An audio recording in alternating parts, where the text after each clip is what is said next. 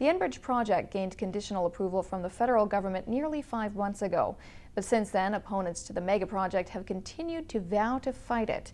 Local groups are now pulling together with hopes of raising money for legal challenges to the pipeline. It's another example of mounting opposition to pipelines in general. This is how those opposed to the Enbridge pipeline have traditionally expressed themselves, but the Pull Together event is taking a different direction. A lot of the different environmental groups are pulling together on this initiative. Not only that, but groups that are concerned about Aboriginal rights and title are also involved. The ultimate goal is to raise a total of $300,000 by the end of the year to help with the legal challenges of the project by First Nations. All that remains to be raised is $60,000. Any court proceeding is going to take a long time.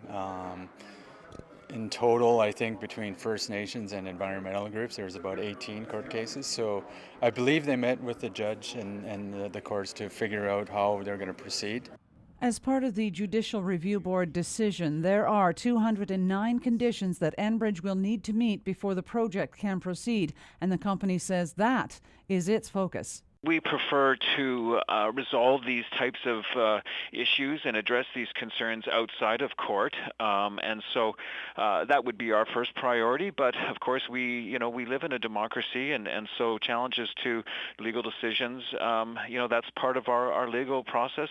This past summer, the Supreme Court of Canada issued a precedent-setting decision granting Aboriginal title to the Chilcotin First Nation west of Williams Lake. For Terry Tiji, that could be a legal game-changer. Ultimately, it might lead to one of these First Nations band filing a case that is ultimately bringing jurisdiction back to their communities. In the past week, protesters have occupied Burnaby Mountain to fight the Kinder Morgan pipeline.